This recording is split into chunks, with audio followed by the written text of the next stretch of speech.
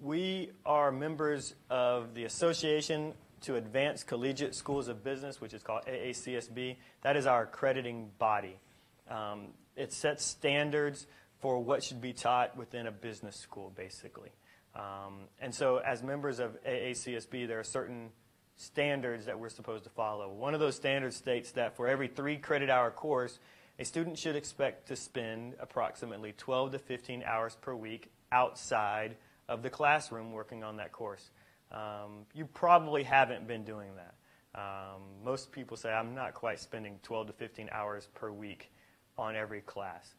You've got full-time jobs, everything else like that. But that's the level that is expected from AACSB in so many different ways. So that's why I don't have a problem saying, all right, I'm not going to give you as many assignments, but I'm going to give you 1 long assignment or 4 comprehensive assignments so that you have to really go out and do some research and really get in depth in what we're trying to do.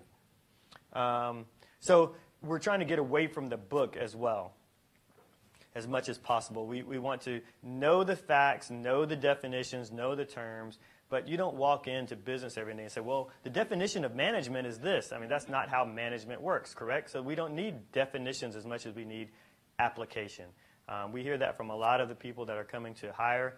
From our recruiters, from other businesses, we hear, look, we need to make sure that your employees or your students know and understand decision making, and they understand how to apply what's been taught in the book and not just coming and regurgitating, because they don't want to have to retrain you on all of that sort of thing. So that's why we want to practice these types of skills.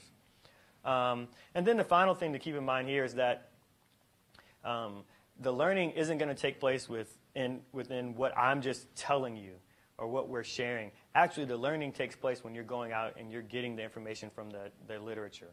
You're going and you're reading these journal articles and you're able to get a better understanding of these topics. So you just don't know the definition, but you really understand how leadership is working within an organization, how one thing leads to another, which then leads to this. And we'll talk about processes and things like that in class as well. But we want to really understand that so that we can really have a better understanding of what's going on within our job. Why is networking so important?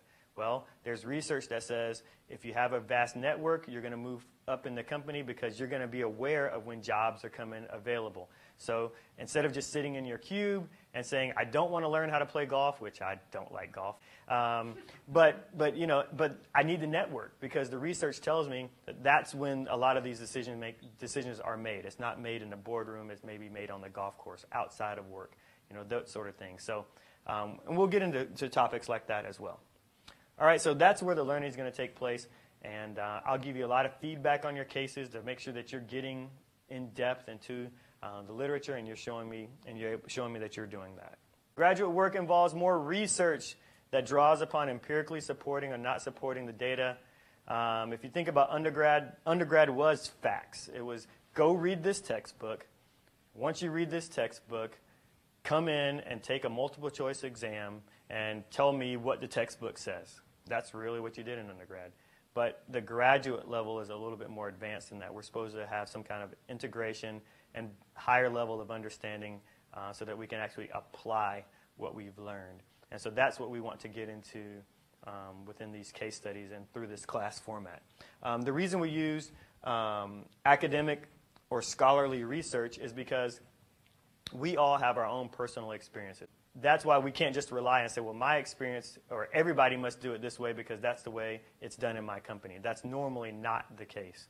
And there are so many different reasons why that could be different. So what we try to do then is take a step away from our own personal experiences, go look at the academic literature, which is supposed to be more general and has been applied, and we can say this is normally what's going on out there because they've gone and they've done research on these particular topics. And then you can take that back to your organization, hopefully, and be able to use that to, like we said, advance our careers and be able to apply a higher level of understanding to some of the topics that we see within our own organizations.